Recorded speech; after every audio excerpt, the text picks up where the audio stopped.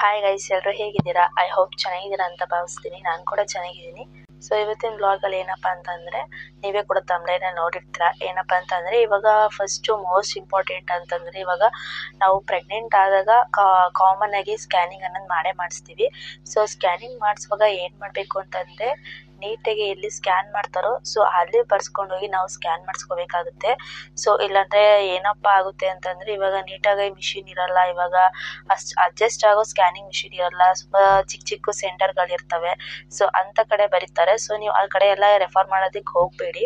ತುಂಬ ಹೈಜೆನಿಕ್ ಆಗಿ ಯಾವ ಕಡೆ ಚೆನ್ನಾಗಿ ಸ್ಕ್ಯಾನಿಂಗ್ ಮಾಡ್ತಾರೋ ಸೊ ಆ ಕಡೆ ನೀವು ಬರ್ಸ್ಕೊಂಡು ಹೋಗಿ. ತುಂಬ ಚೆನ್ನಾಗಿ ಸ್ಕ್ಯಾನಿಂಗ್ ಮಾಡಿದ ರಿಪೋರ್ಟ್ ಕೂಡ ಬರುತ್ತೆ. ಮತ್ತು ಅದರಲ್ಲಿ ಏನೇ ಇನ್ಫಾರ್ಮೇಷನ್ ಇದ್ದರೂ, ಏನೇ ಇವಾಗ ಒಳ್ಳೇದಿರ್ಬೋದು ಕೆಟ್ಟದಿರ್ಬೋದು, ಯಾವುದು ಕೂಡ ಅದ್ರಲ್ಲಿ ಸ್ಕ್ಯಾನಿಂಗ್ ಅನ್ನೋದು ಎಂತಕ್ಕೆ ಮಾಡಿಸ್ತಾರೆ ಹೇಳಿ, ಮಗುನ ಗ್ರೋತ್ ಹೇಗಿರುತ್ತೆ, ಮತ್ತು 5 ತಿಂಗಳಲ್ಲಿ ಹೇಗಿರುತ್ತೆ, 3 ತಿಂಗಳಲ್ಲಿ ಹೇಗಿರುತ್ತೆ, ಮತ್ತು 1.5 ತಿಂಗಳಲ್ಲಿ ಹೇಗಿರುತ್ತೆ ಅಂತ ತಿಳ್ಕೊಳ್ಳೋದಕ್ಕೆ ಸ್ಕ್ಯಾನಿಂಗ್ ಅನ್ನೋದನ್ನ ಬರೀತಾರೆ. ಸೊ ಅದಕ್ಕೋಸ್ಕರ ನೀವೇನು ಮಾಡಬೇಕು ಅಂದರೆ, ಸ್ಕ್ಯಾನಿಂಗ್ ಮಾಡಿಸುವಾಗ್ಲೇ ಚೆನ್ನಾಗಿರೋ ಸೆಂಟರ್ಗೆ ಹೋಗಿ ಸ್ಕ್ಯಾನಿಂಗ್ ಎಲ್ಲಿ ಚೆನ್ನಾಗಿ ಮಾಡ್ತಾರೋ ಸೊ ಅಂಥ ಕಡೆ ಮಾಡಿಸ್ಕೊಳ್ಳಿ. ಸೊ ನಾನೇನಪ್ಪ ಮಾಡಿದ್ದೆ ಅಂತ ಅಂದರೆ, ಇವಾಗ ನನಗೆ ಮೊದಲು ಅಂದರೆ ಫಸ್ಟ್ ಬೇಬಿ ನಂಗೆ ಅಷ್ಟು ಐಡಿಯಾ ಇರಲಿಲ್ಲ. ಸೊ ಅವಾಗ ನಾವು ಮಾಮೂಲಿ ನಾರ್ಮಲಾಗಿ ಎಲ್ಲಿ ತೋರಿಸ್ತೀವೋ ಅಲ್ಲೇ ತೋರಿಸ್ತಿದ್ದು. ಸೊ ಅವರು ಮಾಮೂಲಿ ಅಂದರೆ ನಾನು ಎಲ್ಲಿ ಏನು ಅಂತ ಅಡ್ರೆಸ್ ಹೇಳೋದಕ್ಕೆ ಹೋಗಲ್ಲ. ಸೊ ಅಲ್ಲಿ ಇದೆ ಮಾಡಿಸಿ ಅಂತ ಹೇಳಿಬಿಟ್ಟು ಬರ್ಕೊಟ್ಟಿದ್ರು. ನಾವು ಕೂಡ ಮಾಡಿಸೋದಕ್ಕೆ ಅಂತ ಹೋಗಿದ್ದು, ಮಾಡಿಸ್ಕೊಂಡು ಬಂದು. ಬಟ್ ಅದರಲ್ಲಿ ಸ್ಕ್ಯಾನಿಂಗ್ ಸೆಂಟರ್ ಅಂದರೆ ಅಷ್ಟೊಂದು ನೀಟಾಗಿ ಇರಲಿಲ್ಲ. ಇವಾಗ ಎಲ್ಲ ಶೋ ಆಗುತ್ತೆ ನೋಡಿ, ಆ ರೀತಿ ಇರಲಿಲ್ಲ, ಅಷ್ಟು ಫೆಸಿಲಿಟಿ ಇರಲಿಲ್ಲ. ಅಂದರೆ ಅದು ಇವಾಗ ಸ್ಕ್ಯಾನಿಂಗಲ್ಲಿ ನೀಟಾಗಿ ನಾವು ಅಂದರೆ ಒಬ್ಬರು ಡಾಕ್ಟ್ರನ್ನ ಕೇಳಿ ನಮಗೆ ಇದಾಗ್ದೇ ಮತ್ತೆ ಇನ್ನೊಬ್ಬರು ಡಾಕ್ಟರ್ ಹತ್ರ ಕೂಡ ಕನ್ಸಲ್ಟ್ ಮಾಡೋದಕ್ಕೆ ಹೋಗಿದ್ದು. ನಮ್ಗೆ ಅಷ್ಟು ಅವ್ರು ಹೇಳಿದ್ದು ನನಗೆ ಫುಲ್ಫಿಲ್ ಆಗಿರಲಿಲ್ಲ, ಸ್ಯಾಟಿಸ್ಫ್ಯಾಕ್ಷನ್ ಆಗಿರಲಿಲ್ಲ. ಸೊ ಅದಕ್ಕೋಸ್ಕರನೇ ಇನ್ನೊಬ್ಬರನ್ನ ಕೇಳೋದಕ್ಕೆ ಅಂತ ಹೋಗಿದ್ದು. ಸೊ ಅಲ್ಲಿ ಏನಪ್ಪ ಅಂತಂದರೆ, ಫಸ್ಟ್ ಸ್ಕ್ಯಾನಿಂಗ್ ಬರ್ಕೊಟ್ಟಿದ್ದಲ್ಲ, ಸೊ ನಾವು ಸ್ಕ್ಯಾನಿಂಗ್ ಮಾಡಿಸ್ಕೊಂಡು ತೊಗೊಂಡೋಗಿ ಕೊಟ್ಟು, ಅವ್ರು ಏನಂತ ಅಂತಂದರು, ಬೇಬಿಲಿ ಮಗುದು ನೀರು ಒಂದು ಅಂದರೆ 1 ml ಇರಬೇಕಾಗಿತ್ತು, ಬಟ್ ಅದಕ್ಕಿಂತ 1 ml ಜಾಸ್ತಿ ಇದೆ, ಮಗುಗೆ ನೀರು ಅನ್ನೋದು ತುಂಬ ಜಾಸ್ತಿ ಇದೆ ಅಂತ ಹೇಳಿದರು. ಸರಿ ಆಯಿತು ಅಂತ ಅಂದ್ಬಿಟ್ಟು ನಾವು ಇನ್ನೊಂದು ಕಡೆ ಸಜೆಷನ್ ಕೇಳೋಣ ಅಂತ ಹೇಳ್ಬಿಟ್ಟು ಇನ್ನೊಂದು ಡಾಕ್ಟರ್ ಹತ್ರ ಇನ್ನೊಂದು ಹಾಸ್ಪಿಟ್ಲಿಗೆ ಹೋಗಿದ್ದು.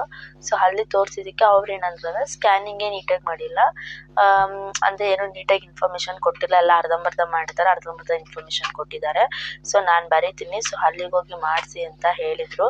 ಸೊ ನಾವು ನೆಕ್ಸ್ಟ್ ಇನ್ನೊಂದು ಸ್ಕ್ಯಾನಿಂಗ್ ಮಾಡಿಸಿದಾಗ ಏನು ಅಂತಂದರೆ, ಎಲ್ಲಿ ಬರ್ಕೊಟ್ಟಿದ್ರು ಅಂತಂದರೆ, ಇಲ್ಲಿ ಗಾಂಧಿ ಬಜಾರ್ ಇದೆ ನೋಡಿ, ಡೆಲ್ಟಾ ಕ್ಲಿನಿಕಲ್ಲಿ ಬರ್ಕೊಟ್ಟಿದ್ರು. ಸೊ ಅಲ್ಲಿ ತುಂಬಾ ಚೆನ್ನಾಗಿದೆ, ಹೈಜಿನಿಕ್ ಆಗಿದೆ, ಮತ್ತು ಎಲ್ಲ ಸ್ಕ್ಯಾನಿಂಗ್ ಕೂಡ ಅಲ್ಲಿ ಎಲ್ಲ ಕ್ಲಿಯರಾಗಿ ಕೊಟ್ಟಿರ್ತಾರೆ.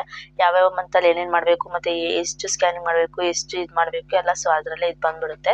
ಸೊ ಅಲ್ಲಿ ಒಂದು ಮಾಡಿಸೋಣ ಅಂತ ಹೇಳ್ಬಿಟ್ಟು 3 ತಿಂಗಳದೇನೋ ಸೊ ಅಲ್ಲಿ ಬರ್ಕೊಟ್ಟಿದ್ರು. ಸೊ ಅಲ್ಲಿ ಹೋಗಿದ್ದು, ಮತ್ತು ಅದು ಸ್ಕ್ಯಾನಿಂಗ್ ಎಲ್ಲ ಬಂದಮೇಲೆ ರಿಪೋರ್ಟ್ ತೊಗೊಂಡೋಗಿ ತೋರಿಸಾದ್ಮೇಲೆ ಅವರು ಏನಿಲ್ಲ ಚೆನ್ನಾಗಿದೆ ಅಂತ ಹೇಳಿದರು. ಅವರು ಮತ್ತೆ ಹಳೆ ರಿಪೋರ್ಟು ಮತ್ತು ಇದನ್ನ ಎರಡು ಕೂಡ ಕಂಪೇರ್ ಮಾಡಿ ನೋಡಿದ್ರು, ನಮಗೂ ಹೇಳಿದ್ರು, ನೋಡಿ ಈ ರೀತಿ ಚೆನ್ನಾಗಿರ್ಲಿರೋ ಕಡೆ ಸ್ಕ್ಯಾನಿಂಗ್ ಮಾಡಿಸಿದ್ರೆ ಈ ರೀತಿ ಹೇಳ್ತಾರೆ, ನಿಮಗೂ ತಲೆನೋವು ಇರುತ್ತೆ, ಒಂದಾದ್ಮೇಲೆ ಒಂದು ಏನಾದರೂ ಹೇಳ್ತಾರೆ, ಅದು ಇದು ಅಂತ ಹೇಳ್ಬಿಟ್ಟು. ಸೊ ನೀವು ಸ್ಕ್ಯಾನಿಂಗ್ ಮಾಡಬೇಕಾದಾಗಲೇ ಚೆನ್ನಾಗಿರೋ ಸ್ಕ್ಯಾನಿಂಗ್ ಸೆಂಟ್ರಿಗೆ ಹೋಗಿ ಮಾಡಿಸಿ, ಎಲ್ಲ ಕ್ಲಿಯರಾಗಿ ಬರುತ್ತೆ ಅಂತ ಹೇಳಿಬಿಟ್ಟು ಅವರು ಇದನ್ನು ಮತ್ತು ಅದನ್ನು ಕಂಪೇರ್ ಮಾಡಿ ತೋರಿಸಿದ್ರು. ಸೊ ಅದರಲ್ಲಿ ಯಾವ ರೀತಿ ಇದೆ, ಅರ್ಧಂಬರ್ಧ ತೋರಿಸಿದ್ದಾರೆ, ಮತ್ತು ಏನೇನೋ ಇದೆ ಅಂತ ಹೇಳಿದ್ದಾರೆ. ಸೊ ಅದು ನೋಡಿ ಹೆಂಗಿದೆ, ಇವಾಗ ಬರ್ಕೊಟ್ಟಿರೋದು ನೋಡಿ ಎಷ್ಟು ಕ್ಲಿಯರಾಗಿ ಒಂದಾದ್ಮೇಲೆ ಒಂದು ಯಾವುದು ಮಾಡಬೇಕು ಅದೆಲ್ಲ ಮಾಡಿದ್ದಾರೆ. ಮತ್ತು ಮಗು ಕೂಡ ಗ್ರೋತು ಚೆನ್ನಾಗಿದೆ, ಮಗುದು ಏನೂ ಇಲ್ಲ ಅಂತಲೂ ಕೂಡ ಕೊಟ್ಟಿದ್ದಾರೆ ಅಂತ ಹೇಳ್ಬಿಟ್ಟು ಅದರಲ್ಲಿ ಹೇಳಿದರು. ಸೊ ಆಯಿತು ಅಂತ ಅಂದ್ಬಿಟ್ಟು ನಾವು ಇವಾಗ ಅದರಲ್ಲಿ ಫುಲ್ಲು ಕ್ಲಿಯರ್ ಆಗಿಬಿಟ್ಟು, ಸೊ ಮಾಡಿಸಿದ್ರೆ ಈ ಥರದಕ್ಕೆ ಹೋಗಿ ಮಾಡಿಸ್ಬೇಕು ಅಂತ ಹೇಳ್ಬಿಟ್ಟು. ಸೊ ಅದೊಂದು ಇತ್ತು. ಸೊ ಅದಕ್ಕೆ ನಿಮ್ಮ ಹತ್ರ ಶೇರ್ ಮಾಡ್ಕೊಳ್ಳೋಣ ಅಂತ ಶೇರ್ ಮಾಡ್ಕೊಂಡಿದ್ದು. ಸೊ ಇನ್ನೊಂದು ಏನಪ್ಪ ಅಂತಂದರೆ, ನನಗೆ ಫಸ್ಟ್ ಅಂದರೆ ಬಾಯ್ ಬೇಬಿ ಆಗಿತ್ತು. ಸೊ ಅದ್ರದ್ದು ಕೆಲವೊಂದು ಸಿಮ್ಟಮ್ಸ್ ಹೇಗಿತ್ತು ಅಂತ ಹೇಳ್ಬಿಟ್ಟು ನಾನು ಈ ವಿಡಿಯೋದಲ್ಲಿ ಶೇರ್ ಮಾಡ್ಕೊತಾ ಇದ್ದೀನಿ. ಸೊ ನನಗೆ ಬಂದುಬಿಟ್ಟು ತುಂಬ ವಾಮಿಟಿಂಗ್ ಇರಲಿಲ್ಲ, ನಾರ್ಮಲಾಗಿ ಯಾವ ರೀತಿ ಇದ್ನೋ ಆ ರೀತಿ ಇದ್ದೆ. ಇವಾಗ ಗಂಡು ಮಗು ಆದರೆ ವಾಮಿಟಿಂಗ್ ಜಾಸ್ತಿ ಇರುತ್ತೆ ಅಂತ ಹೇಳ್ತಿದ್ರು, ಈ ಬೇಳೆ ಸ್ಮೆಲ್ಲು, ಅನ್ನದ ಸ್ಮೆಲ್ ಎಲ್ಲ ಆಗೋದಿಲ್ಲ ಅಂತ ಹೇಳ್ತಿದ್ರು. ಸೊ ನಾನು ನಾರ್ಮಲಾಗಿ ಅಡುಗೆ ಮಾಡಿಕೊಂಡು ಕುಕ್ ಮಾಡಿಕೊಂಡು ತಿನ್ಕೊಂಡಿದ್ದೆ, ಮತ್ತು ವಾಮಿಟಿಂಗ್ ಕೂಡ ಇರಲಿಲ್ಲ, ನನಗೆ ಚೆನ್ನಾಗಿದ್ದೆ. ಮತ್ತು ಇನ್ನೊಂದು ಏನಪ್ಪ ಅಂತಂದರೆ, ಹೊಟ್ಟೆ ಶೇಪ್ ಕೂಡ ನನಗೆ ಫುಲ್ಲು ಒಂಥರ ಇದು ರೌಂಡ್ ಶೇಪಲ್ಲಿ ಬರುತ್ತೆ ನೋಡಿ, ಆ ರೀತಿ ಇತ್ತು ಗಂಡು ಮಗುಗೆ ಅಂತ ಹೇಳಿ ಅದೊಂದು ಕನ್ಫರ್ಮ್ ಅಂತ ಹೇಳ್ಬೋದು. ಮತ್ತು ಹಾರ್ಟ್ ಬೀಟ್ ಬಂದಾಗ ನಾನು ಮಾಡಿಸಿದಾಗ ಎಲ್ಲ ಫುಲ್ಲು ಫಸ್ಟು ಹೈಯಿಂದ ಲೋ ಬಂತು. ಫಸ್ಟ್ ಎಲ್ಲ ಜಾಸ್ತಿ ಇತ್ತು, ಫಸ್ಟ್ ಸ್ಕ್ಯಾನಿಂಗ್ ಮಾಡಿಸಿದಾಗ ಜಾಸ್ತಿಯಿಂದ ಆಮೇಲೆ ಕಡಿಮೆ ಕಡಿಮೆ ಕಡಿಮೆ ಆಯಿತು. ಲಾಸ್ಟ್ ಸ್ಕ್ಯಾನಿಂಗಲ್ಲಿ ಬಂದಿತ್ತು ನನಗೆ ಅಲಾಂಗು 140 142 ಅಷ್ಟೇ. ಸೊ ಆ ರೀತಿ ಫಸ್ಟ್ ಜಾಸ್ತಿಯಿಂದ ಕೆಳಗಡೆ ಹೋದರೆ ಅದು ಗಂಡು ಮಗು ಅದು ಲಕ್ಷಣ ಅಂತಲೇ ಹೇಳ್ಬೋದು. ಮತ್ತು ಇನ್ನೊಂದು ಏನಪ್ಪ ಅಂತಂದರೆ ನನಗೆ ಕ್ರೇವಿಂಗ್ಸ್ ಜಾಸ್ತಿ ಇರುತ್ತೆ, ಖಾರ ತಿನ್ನಬೇಕು ಅಂತ ಅನಿಸ್ತಾ ಇರುತ್ತೆ. ಸೊ ನನಗೂ ಕೂಡ ನನ್ನ ಮಗನರಲ್ಲಿ ನಾನು ಜಾಸ್ತಿ ಖಾರ ತಿಂದಿದ್ದೆ ಅದೊಂದು. ಮತ್ತು ಇನ್ನೊಂದು ಏನಪ್ಪ ಅಂತಂದರೆ ಇವಾಗ ಸ್ಕ್ಯಾನಿಂಗ್ ಆಯಿತು, ಮತ್ತು ಆ್ಯಂಟೀರಿಯರ್ ಪೋಸ್ಟೀರಿಯರ್ ಅಂತ ಇರುತ್ತೆ. ಸೊ ನನಗೆ ಬಂದುಬಿಟ್ಟು ಆ್ಯಂಟೀರಿಯರೇ ಇತ್ತು. ಪೋಸ್ಟೀರಿಯರ್ ಇರೋರ್ಗೂ ಎಲ್ಲೂ 100%ಗೆ ಒಂದು 10% ಬಾಯ್ ಬೇಬಿ ಆಗ್ಬೋದು, ಬಟ್ 90% ಆ್ಯಂಟೀರಿಯರೇ ಅಂತ ಇರುತ್ತೆ. ಸೊ ನನಗೂ ಕೂಡ ಆ್ಯಂಟೀರಿಯರ್ ಇತ್ತು, ನನ್ನ ಮಗಂದ್ರಲ್ಲಿ ಆ್ಯಂಟೀರಿಯರ್ ಅಂತ ಇಷ್ಟು ಸ್ಕ್ಯಾನಿಂಗ್ದು. ಸೊ ಅದಾದಮೇಲೆ ಇನ್ನೊಂದು ಏನಪ್ಪ ಅಂತಂದರೆ ಅದು ಹೇಳಿದ್ನಲ್ಲ ಹೊಟ್ಟೆ ಶೇಪ್ ಒಂದು, ಮತ್ತು ಮೂಮೆಂಟ್ ಯಾವ ರೀತಿ ಯಾವ ಕಡೆ ಆಗುತ್ತೆ ಅಂತ ಒಂದೊಂದು. ಸೊ ನನಗೆ ಜಾಸ್ತಿ ಮೂಮೆಂಟು ಫಸ್ಟ್ ಸ್ಟಾರ್ಟಿಂಗಿಂದನೂ ಅಷ್ಟೇ ಮತ್ತು ಲಾಸ್ಟ್ವರೆಗೂ ಅಷ್ಟೇ ನನಗೆ ಜಾಸ್ತಿ ರೈಟ್ ಸೈಡೇ ಮೂಮೆಂಟ್ ಆಡ್ತಿತ್ತು ಮಗು. ರೈಟ್ ಸೈಡ್ ಆಡಿದ್ರೆ ಗಂಡು ಮಗು ಮತ್ತು ಲೆಫ್ಟ್ ಸೈಡ್ ಆಡಿದ್ರೆ ಹೆಣ್ಮಗು ಅಂತ ಹೇಳ್ತಾರೆ. ಸೊ ನನಗೆ ಜಾಸ್ತಿ ರೈಟ್ ಸೈಡೇ ಆಡ್ತಾಯಿತ್ತು ಮೂಮೆಂಟು ನನ್ನ ಮಗನ ಫಸ್ಟ್ ಬೇಬಿಲಿ. ಮತ್ತು ಇನ್ನೊಂದು ಅದು ಇವಾಗ ನಾವು ಯೂರಿನ್ ಪಾಸ್ ಮಾಡಿದಾಗ ಜಾಸ್ತಿ ಇಲ್ಲ ಎಲ್ಲೋ ಕಲರಿಗೆ ತಿಕ್ಕಾಗಿ ಮಾಡಿದ್ರೆ ಅದು ಬಾಯ್ ಬೇಬಿ ಸಿಂಪ್ಟಮ್ಸ್ ಅಂತ ಹೇಳ್ತಾರೆ. ಸೊ ಅದೊಂದು. ಮತ್ತು ಇನ್ನೊಂದು ಏನಪ್ಪ ಅಂತಂದರೆ ಇವಾಗ ನನಗೆ ಮುಖದಲ್ಲಿ ಜಾಸ್ತಿ ಇವಾಗ ಗ್ಲೋ ಅನ್ನೋದು ಇರುತ್ತೆ. ಇವಾಗ ಗಂಡು ಮಗು ಆದರೆ ಮುಖ ಫುಲ್ಲು ಕಳೆ ಇರಲ್ಲ, ಕಪ್ಪಾಗಿಬಿಡ್ತಾರೆ.